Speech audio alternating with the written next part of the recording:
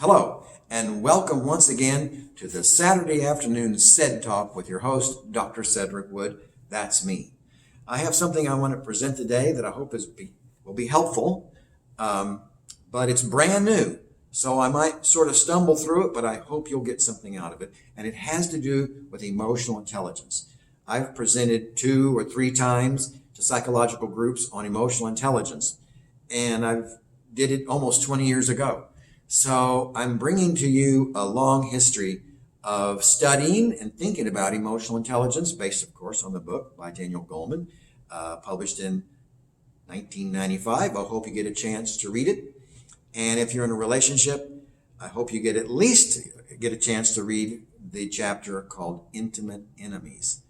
And I'd like to point out 5 different levels of emotional intelligence, and as a way of helping you understand maybe yourself or your partner.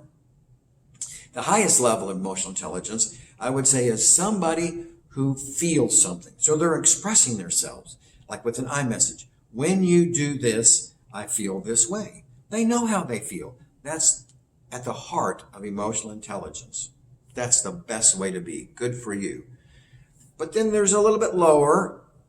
Box number 4 is being willing to express themselves in a genuine, honest way, but when pressed to tell why they feel that way, they're not sure. I'm not sure why I feel this way. Everything's going okay. Or, I thought I was used to that. It doesn't bother me anymore. So why are you so upset or so hurt or so sad? I'm not sure. So that's a form of slightly lower emotional intelligence. The third level of emotional intelligence is somebody who gets angry, and they're willing to let out exactly how they feel. They know how they feel. They're angry about something. But as you try to get them to discuss through why they're angry in a very genuine way, they have a hard time being very clear. They still have an interest maybe as they talk to you in discovering why they're angry, but it's slow going. They're not real self-aware. Self-awareness is such an important trait to have in a healthy relationship.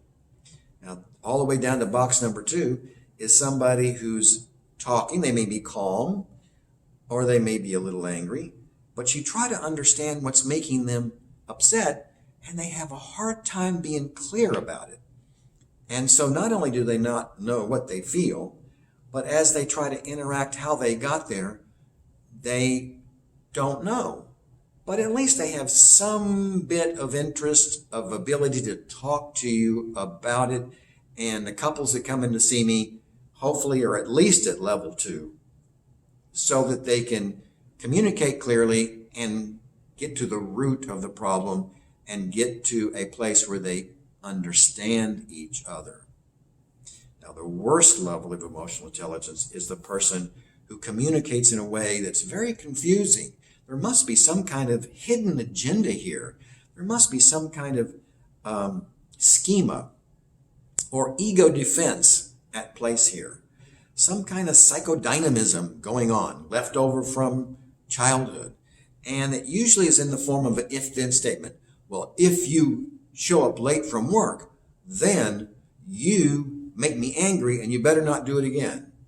Well, what's going on there? I had to work late. My boss asked me to keep my job. I need to humor him or her. And the accused is confused. Okay, where are you coming from? The level 1 person has no idea where they're coming from. And what makes them in level 1 is they're not interested. So you'll hear caustic, cruel, clever comebacks like, oh, so you think you're trying to be my psychologist? Or, who cares what happened to me in my childhood? Don't bring that up. You're just trying to get off the hook. I'm not going to let you. You'd better do this or that the way I'm telling you to.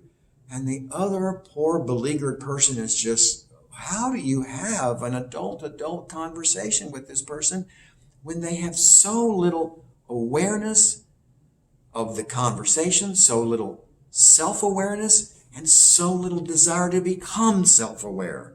That's the lowest level of emotional intelligence. I hope you're not married to somebody who is down in level 1 or level 2 or level 3. I hope that the person you've fallen in love with is in level 4 or 5 so that you can have adult conversations to work out a mutual understanding.